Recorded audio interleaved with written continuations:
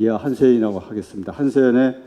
한세연은 종교인과세 대응위원회 한교총 단체 산하 단체로 있습니다. 종교인 과세의 실증적 분석, 각종 제도 보완에 관한 여러 가지 측면 잘 제시했습니다.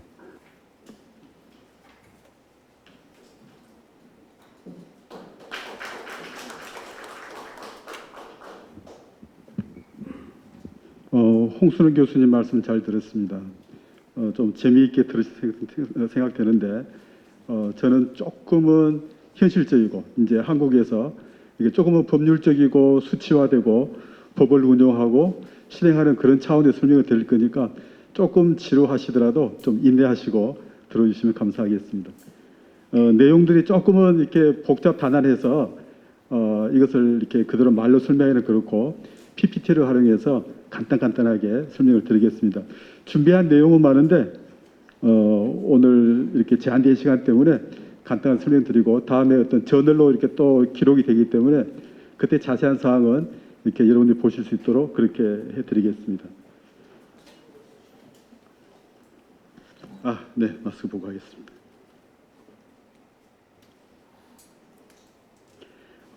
제목은 종교인 과세와 실정적 분석으로 되어 있습니다. 하지만 밑에 이제 노란 색깔 되어 있는 것처럼 5년간의 종교인 과세 시행에 대한 실정적 분석과 개선 방향 제시라는 제목으로 이렇게 설명을 드리도록 하겠습니다. 여기 그 전체 목차는 세 가지로 좀 분류가 되어 있는데요. 하나는 종교인 과세법 시행의 이제 주요 내용을 간단하게 이렇게 언급해 드리고, 두 번째는 이제 헌법 법률, 그 다음에 우리 소득세법 이 구조 특성이 어떻게 연결되어 있고 우리가 어떤 식의 내용을 중점적으로 이렇게 헌법 가치에서 받아와야 될 것인지 이제 그런 형태에 대한 설명이 되어 있고요. 세 번째는 이제 종교인 과세 시행에 대한 이제 실정 분석. 여기도 이제 실제적으로 이제 전문가들의 인터뷰를 통해 가지고 크게 두 가지 테마에서 이렇게 설명을 드렸습니다. 하나는 이렇게 종교인 과세가 시행을 하고 신고를 하고 절차를 이행했던 과정을 넘어서 저희들이 이제 신고를 했을 때 이렇게 목사님이나 안 그러면 종교 단체나 이렇게 이걸 또 대행하는 세무 대리인들이 어떤 식의 오류를 범했는지, 또 어떤 식의 우리가 잘못된 신고 과정을 겪었는지, 이제 그런 내용들을 이제 저희들이 중점적으로 설명을 드릴 거고요. 두 번째 테마는 현재 지금 여기까지 법이 올 때까지 이렇게 우리 교회법학계 서은재 교수님 포함해서 많은 분들이 정말 고생 많이 하셔서 법을 이렇게 큰 골격을 이렇게 안착을 잘 시켜주셨습니다. 하지만 이제 그 후로 이렇게 많은 어떤 실행 과정에서 이런 현행 돌아가는 법률 자체가 우리 이제 종교 단체나 우리 교회에 대한 특성 부분들이 잘 녹아들지 않아서 그런 부분들을 법률 속에서 어떻게 더 세밀하게 좀 검토가 돼야 되고 또 그런 것이 개선돼야 될 것인지 그런 부분들을 이렇게 설명드리도록 그렇게 하겠습니다. 여기 이제 주요 영역은 밑줄층인 그 부마 보시면 되겠는데 2013년도 8월 달에 이렇게 처음으로 소득법 시행령 개정안이 공고가 됐습니다. 그리고 2015년도 12월 달에 이제 우리 과세 입법화가 그다음에 2년의 유예 기간을 거쳐서 2018년도 1월 달 돼서 이제 시행을 했죠. 그리고 이제 2018년도 19년도 2년간의 종교인 소득 직업 명세서 불성실 가산세가 이렇게 2년 동안 유예가 돼서 우리가 가산세 없이 잘 넘어왔는데 사실 뭐 지금도 뭐 가산세를 내고 있는 건 아닙니다만은 유예가 됐고, 그리고 지금 현재 5년 차를 맞이하고 있습니다. 두 번째는 이제 조금은 내용들은 좀 많지만 간단하게 요약해서 저희들이 이제 처해 있는 이 종교인 과세, 소득세법에 있는 종교인 과세에 대한 제도가 헌법의 가치들하고 어떻게 연결되어 있고 뭐가 제일 먼저 우리가 고려해야 될 것인지 그런 부분들을 이렇게 간단히 설명을 드리겠습니다. 저희들이 이제 소득세법에서 종교인 과세라는 형태로 표현이 돼 있어서 그냥 쳐다보면 똑같은 어떤 소득세법의 하나의 영역으로서 이걸 다루게 되면 제일 밑에 있는 실행을 먼저 보게 됩니다. 이게 조세적으로 평등하냐? 일반 과세자와 평등하고 그 다음에 우리가 이제 종목이랄지 세율이 이렇게 헌법에가 법률로 잘 명시가 됐느냐 이 두 가지만을 저희들이 이제 포커스를 맞춰서 설명을 해서 여러 가지 어떤 문제점도 이렇게 이야기하기도 하고 또는 이제 그 헌법에 관련된 이의 제기도 하고 이제 그렇게 되는데 근데 이제 사실은 그게 아니죠. 우리는 이제 소득세법이라는 틀 안에 들어있지만 그 전에 우리가 붙였던 고유 명사 형태로 해서 종교라는 게 돼요. 종교. 종교는 공익도 아닙니다. 종교는 종교 자체로서 굉장히 소중한 가치를 갖고 있어서 종교가 헌법에서 바치고 있는 가치 자체가 종교 자유하고 정교 분리 원칙이 들어 있습니다. 그래서 이것이 제일 먼저 우리가 추구해야 될 가치이기 때문에 소득세법에서 과연 종교 자유와 정교 분리 원칙이 어느 정도나 잘 녹아 있는지 이것을 먼저 우리가 받아들이고 해석을 해서 내가 이 법조문을 봤는데 이런 내용을 봤는데 혹은 국세청하고 우리 관계를 설정했는데 교회를 다루는 모습이 자유를 보장하고 있는지 안 그러면은 정교 분리 원칙이 제대로 실행되고 있는지라는 부분을 먼저 가치를 따지고 그 가치 내에서 우리가 이제 공익이라는 것도 있습니다. 하지만 이 공익이라는 것은 종교 내에서는 부수적인 행위들이다. 그래야지 이게 우리 고유의 행위처럼 생각하시면 안 된다는 거죠. 그래서 우리는 종교를 보호하고 종교를 이해하고 하는 쪽이 먼저고 그 다음에 공익이 부수로 오고 그 다음에 우리가 이제 이것을 소득세법에서 운영하기 위해서 조세평등 원칙과 조세법률주의가 어떻게 구성돼서 실행되는가를 순서적으로 봐야 된다는 것들 꼭 기억을 하시기 부탁드립니다. 그래서 이 다음 표를 보시면 우리 이제 종교인 소득이라는 이것을 운영하는 제도가 이렇게 이런 식으로 크게 두 가지 흐름으로 지금 되어 있습니다. 되어 있는데 하나는 우리가 종교인 소득이라는 종교인이 버는 어떤 식의 이제 사례비라고 그러죠. 사례비를 기타 소득으로 신고할 수도 있고 근로소득으로 신고할 수가 있습니다. 그리고 근로소득은 우리가 일반적으로 아는 것처럼 근로소득 원천징수를 통해서 이제 연말정산의 절차를 거치는데 특이하게 우리는 기타 소득 제도가 또 하나 있는 거죠. 근데 또 하나가 아니라 기타 소득이 주류가 돼야 되고 근로소득은 사실은 이제 주류가 아니죠. 사실은 우리는 근로자가 아니기 때문에 그래서 우리는 어제까지나 우리 정체성은 기타 소득이다. 종교인 소득에 있어서 사례비라는 생활비를 지급하는 그런 식의 기타 소득으로 특성을 우리는 유지해야 되고 우리는 그 정체성을 끝까지 주장을 해서 근로소득을 활용할 뿐이다 라는 생각을 먼저 하셔야 된다는 거. 그 다음에 원천징수를 모든 소득을 지급하는 데서는 원천에서 소득을 떼가지고 국가에다가 대신 세금을 신고해주는 원천징수 제도가 원천징수를 할 수도 있고 안 할 수도 있는 두 가지 제도가 있습니다. 다른 소득은 기타 소득, 근로소득, 원천징수를 한다 안 한다 이렇게 지금 딱 돼 있는데 우리 종교인 소득에 국한해서 이렇게 이제 두 가지씩 막 보이는 거죠. 이걸 잘 보십시오. 기억을 해놨다가 다음에 설명드릴 때 이 부분을 그림을 떠올려 생각하시면 좀 더 이해가 편하실 거라고 생각됩니다. 그다음에 우리가 이제 원천징수를 하든 않든 간에 우리가 또 지급명세서라는 것을 제출합니다. 이 제도를 안 하면 또 가산세가 있죠. 그러니까 이제 지금 제출을 해야 되는데 연말정산 형태로 하게 되면 지급명세서하고 연말정산이라는 소득 어떤 정산 문제를 한꺼번에 할 수가 있는데 우리가 기타 소득으로 종합소득 신고라는 형태를 거치면 기타 소득 지급명세서 이 절차를 꼭 한번 거쳐야 됩니다.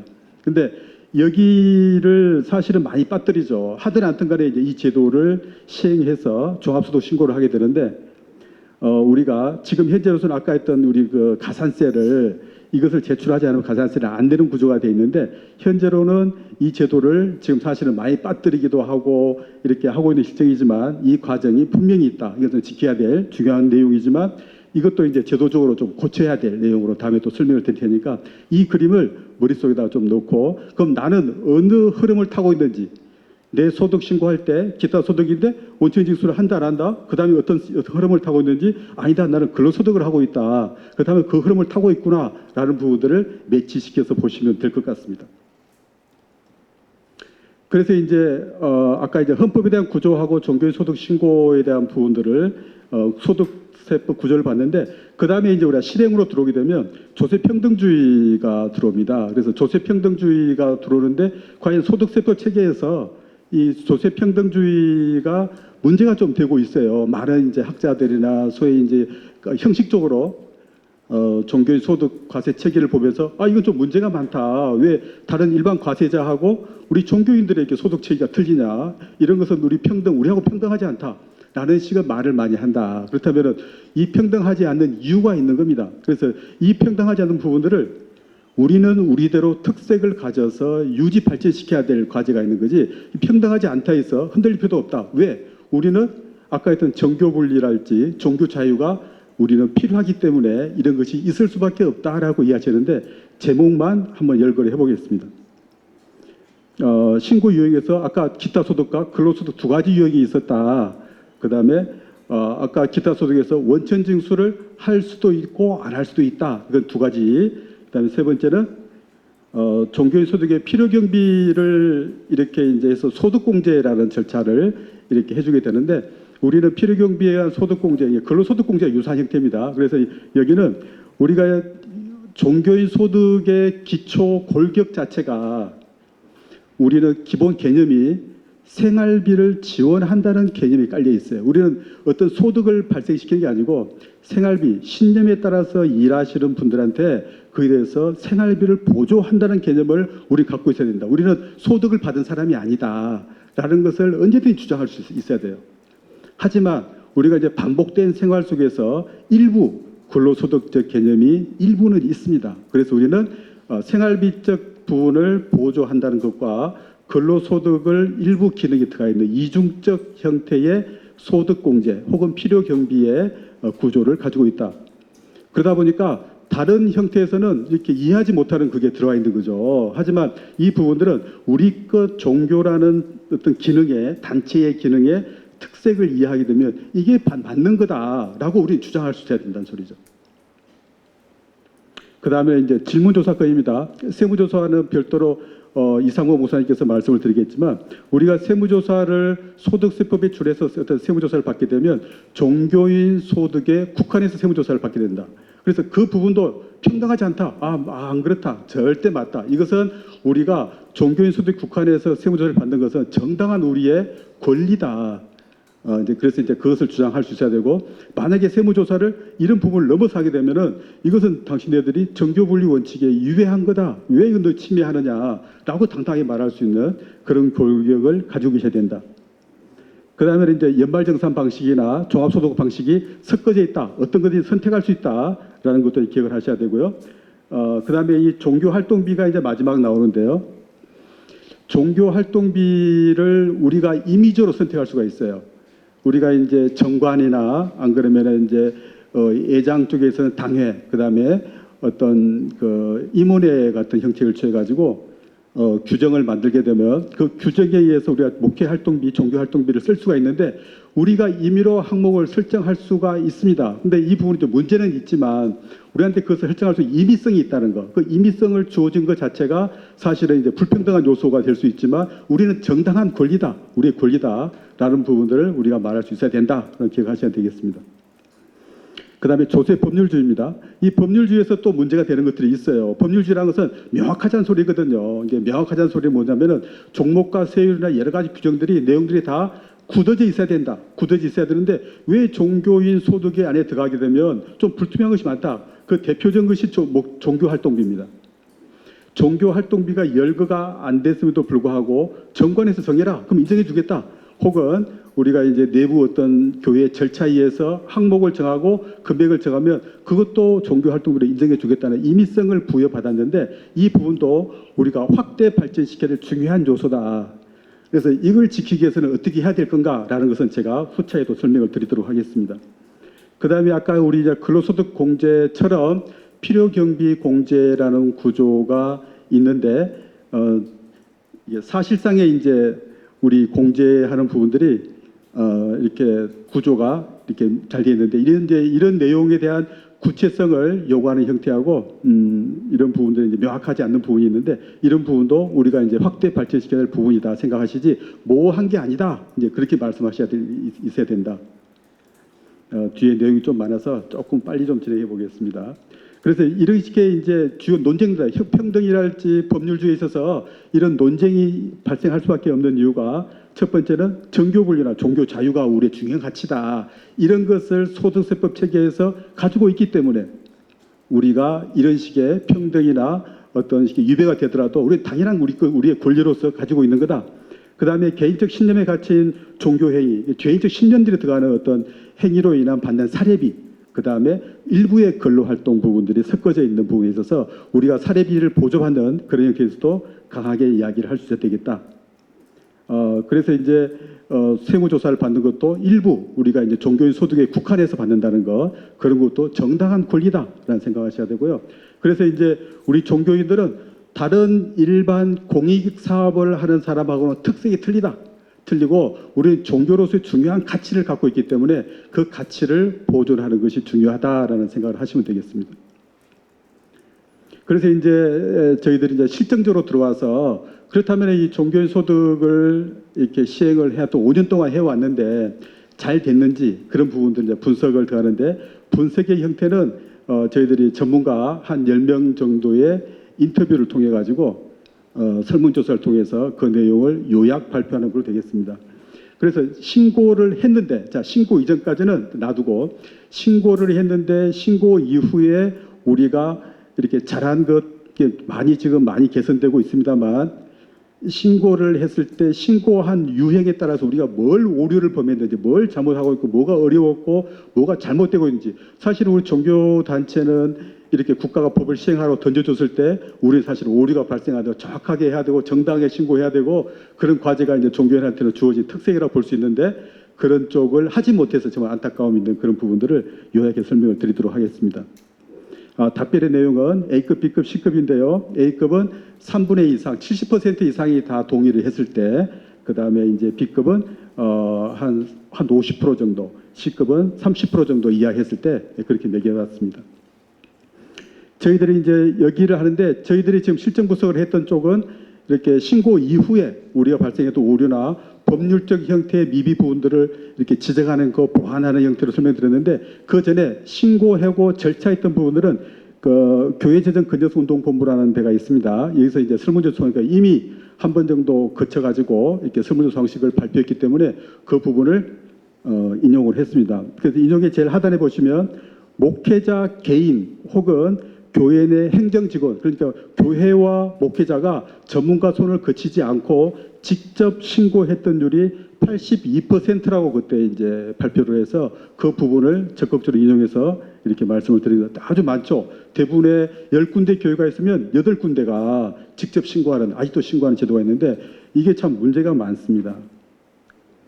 그래서 그 이제 신고자 유형에 따라서 담임 목사가 세무서에 직접 신고했을 경우에 전문가들을 인터뷰를 통해서 모아봤던 잘못된 오류 부분들을 시간 관계상 A급만 간단하게 말씀을 드리면 그 조사관이 이게 세무서 가서 종교인 소득 신고하러 왔다 그러면 얼마를 통장으로 받습니까? 얼마를 받습니까? 라고 물어본단 말이에요. 그러면 나는 얼마 받아?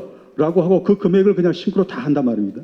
그러면 그 안에는 우리가 비과세 영역이 있어요. 이게 중요한 이제 세금을 안 내도 되는 영역이 있는데 그것까지 포함해서 한꺼번에 총액을 갖다 신고하는 그런 식의 오류를 범하고 있더라. 대표적인 게 차량 유지비, 10대 중요한 목회활동비. 목회활동비는 내가 한 달에 뭐 1,000만 원을 쓰든 1억을 쓰든 간에 다 비과세가 되는데 그 비과세까지 포함해서 내가 받은 돈 전체를 신고하는 그런 오류를 범하고 있더라. 두 번째는 아까 말씀드린 대로 원천징수 방식이나 그다음에 연말정산이나 어떤 종합소득이나 이런 거에 대한 이해를 하고 내가 나한테 가장 맞는 절차 방식을 선택해야 되는데 그냥 내 머릿속에 기억하고 있는 종합소득 신고 방식만이 유일한 방식으로 남아가지고 다른 것을 활용하지 못하는 오류가 있더라. 그 다음에 이제 많은 소득공제를 받아 먹어야 되는데 소득공제에서 부양가족공제나 혹은 이제 우리 국민연금에는 사회보험비 지급공제랄지 개인연금공제 또는 교회에다가 우리가 11조 내로 헌금 관련된 기부금 공제 같은 쪽도 이렇게 못 받아 먹더라. 왜냐하면 이제 얼마 받았습니까? 그래서 그 질문을 이제 조사관이 세무서에 하게 되면 답변을 잘못하면 그 금액만 빨리빨리 신고를 들어가서 부당하게 이렇게 내가 절세할 수 있는 포인트를 놓치고 많은 금액들을 신고하는 사례를 많이 봤습니다.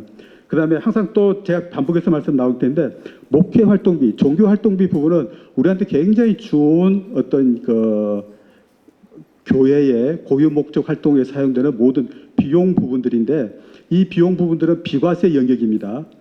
근데 이 부분도 이렇게 소득에 포함시킨 경우가 있다든지, 안 그러면은 이 목회 활동비를 관리하고 또 목사님께 지급하는 과정에 대해서 서툴러 가지고 이렇게 소득과 이렇게 조금 뭐 혼합된 형태로 한다든지 그런 잘못된 오류가 많이 발견됐습니다. 그다음에 이제 교회가 직접 신고하는 경우, 이제 담임 목사께서 하신 경우는 이제 영세한 작은 교회 같은 데서는 담임 목사가 하시는데, 교회가 이제 어느 정도 재무팀도 있고 그런 경우에서는 교회가 이제 직접 신고하는 쪽인데, 그런 경우에서도 마찬가지로 교회가 신고하면서 교회에 있는 재정 담당 장로분이랄지, 안 그러면 이제 권사나 재정 담당이 이제 집사분이 신고를 하게 되는데, 그분들이 사실은 이제 비전문가입니다. 그래서 이것은 법률적으로 규정돼 가지고 법에 따라서 집행해야 될 쪽이고, 많은 것들을 이제 혜택도 주기도 하고 의무도 있고 권리도 주어지는데, 이런 것들에 대한 정확한 이해가 안 돼 있어 가지고 비전문가로서 이렇게 조금은 주먹구구시다, 그런 게 첫 번째고요. 두 번째는 아까 말씀드린 대로 또 소득공제를 원활하게 못 받는다. 라는데, 이 소득공제를 못 받는 쪽이 이해는 할 수 있는, 보기는 보는 것 같은데, 실제 이제 우리 홈택스에 들어가서 그 있는 기능이랄지 신고 절차에 대한 이해가 안 돼 있어요. 안 돼 가지고 그렇게 실제적으로 이렇게 해먹지 못하는 그런 경우, 또는 우리가 이제 교회로 가게 되면 그 성가대가 있습니다. 성가대 예를 하나 들면, 성가대 같은 경우에서는 뭐 솔리스트, 피아니스트, 뭐 지휘자 반주하게 되면 많은 돈들을 그분 드리질 못해요. 그래서 대략은 50만 원에서 100만 원 이하로 작은 금액들을 드리게 되는데, 작은 금액을 드리는 구조에 대해서 교회가 금액이 적다고 해서 일방적으로 누락시키는 경우가 많더라는 거예요. 그래서 그런 것들도 당연한 신고 의무로 일단 신고를 해야 되고, 우리가 이제 비과세이고 어떤 뭐 면세점 이하로 이제 판단은 다 문제지만, 신고를 누락해서는 안 되는데 원칙적으로 잘못된 부분들이 있더라. 그 다음에 이제 우리가 세무대리인들이 또 많은 조력을 통해서 하시게 되는데, 세무대리인들이 전문적인 어떤 훈련을 하지 않고 그냥 이렇게 단순하게 종교인 소득을 이렇게 대리를 하게 되면 교회에 대한 여러 가지, 교회가 많은 목사님을 위해서 많은 돈을 이제 이런 명목 저런 명목으로 많이 지원을 합니다. 그러면 이제 우리 그 차량 유지비랄지 여러 가지 또는 뭐 많이 하죠. 뭐 적금도 들어드리고 많은 이제 돈이 나가야 되는데, 그런 돈에서 단순하게 이렇게 그냥 그 사례비가 한 달에 얼마 신고합니까? 상여금 얼마입니까? 해서 눈에 보이는 소득 쪽만, 사례비 쪽만 신고하더라라는 사례가 A급이었고요.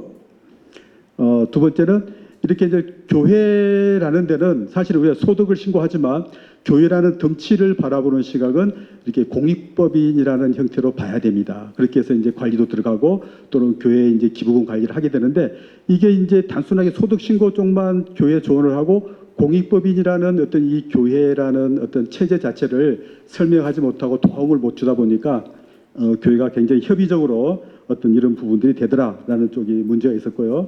그다음에 이 목회활동비에 대한 문제들이 이해를 잘 못해서 이 제도를 안착하는데 문제가 많더라라는 쪽을 설명을 드리겠습니다. 그래서 이렇게 우리가 이제 개선 방안, 종교인과세 신고를 위한 개선 방안의 첫 번째가 뭐냐면, 많은 인터뷰를 해보면 이렇게 목회자 목사님들께서 종교인 과세라는 단어에 아주 익숙합니다. 우리가 선생 목사님 말씀하신 대로 아주 익숙한데, 그 익숙한 것만큼 내용을 알지 못하면서도 계속 내가 잘한다라고 말로만 하고 있는 거지, 현실적으로는 실익이 없다. 안에 자세한 부분들이 모르더라. 그래서 그런 부분들을 전체적인 어떤 식의 해결 방안으로는 상담센터와 계속 훈련, 교육과 훈련이 반복돼야 된다라는 것이 일치된 의견으로 나왔습니다.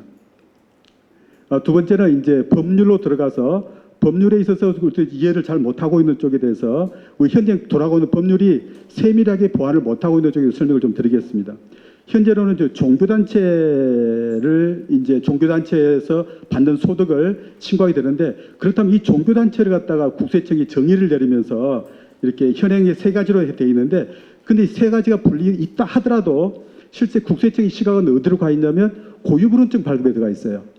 그래서 고유번호증 발급을 하면 이것을 통제 가능한 종교단체로 보고, 고유번호증 발급이 안 되는 종교단체는 사실 관리가 안 된다는 거예요. 그러다 보니까 많이 고유번호증을 가지고 있지 않는 많은 종교단체에 대한 이렇게 빠져있는, 집단들이 빠져있는 형태들을 어떻게 할 거냐라는 부분들이 현행 법률상 과제가 되고요. 그 다음에 종교활동인데, 종교활동을 법에서 뭐라고 되어 있냐면 종교의식을 집행하는 등 이런 용어 하나밖에 없어요.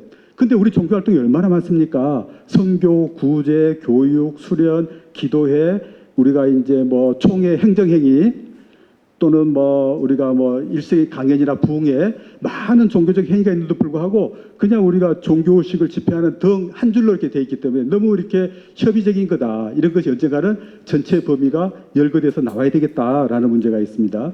그래서 이 종교인 소득이란 형태로 하게 되면 소득 자체가 정의가 내가 소속된 종교단체로부터 받는 돈을 규명을 하도록 되어 있습니다.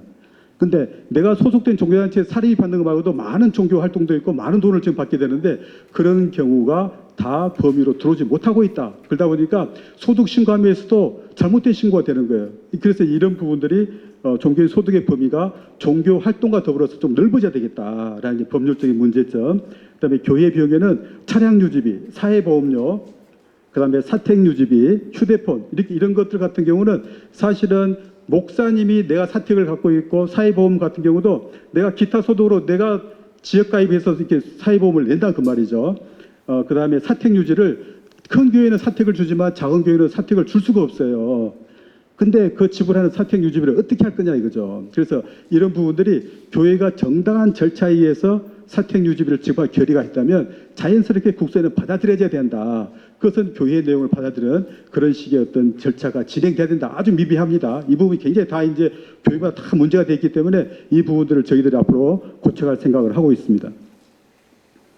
그다음에 종교활동비인데요. 종교활동비는 우리가 앞으로 굉장히 범위를 확대하고 이렇게 잘 해 나가야 될 어떤 식인데 종교활동비는 우리가 문제가 이제 잘못된 부분들이 개별 교회가 종교활동비를 규정해서 정관에 올리고 있는데 개별 교회마다 다 틀린 종교활동비를 두고 있어요. 그러다 보니까 이게 통일이 안 돼서 통일이 안 된 종교활동비 명목을 보고 이렇게 만약 세무서가 나와가지고 이것은 종교활동비지만 과세소득에 들어가야 됩니다. 이것은 비과세 인정할게요. 라는 식의 잣대를 국세청이 임의로 갖다 줄 수가 있다. 그래서 이 종교활동비라는 녀석을 우리가 총회나 노회나 지방의 단위에서 만들어가지고 공통으로 써야 된다. 그 공통으로 쓸 때는 단연히 국세청과 총회가 서로 간에 발을 맞춰서 그런 내용들을 같이 종교활동비 규정을 만들어서 노력을 해서 우리가 공이 언제든지 인정받을 수 있게 되는데 지금은 굉장히 위태위태하고 불안한 형태에 있다. 그래서 우리 개별 교회마다 만든 각각 틀린 이 종교활동비를 어떻게 전부 다 비과세로 몰아갈 거냐라는 것은 굉장히 중요하고 이 범위는 굉장히 우리가 확대 발전시키고 많이 얻어내야 될 아주 소중한 영역이다 생각이 됩니다. 이 부분은 그냥 넘어가도록 하겠습니다.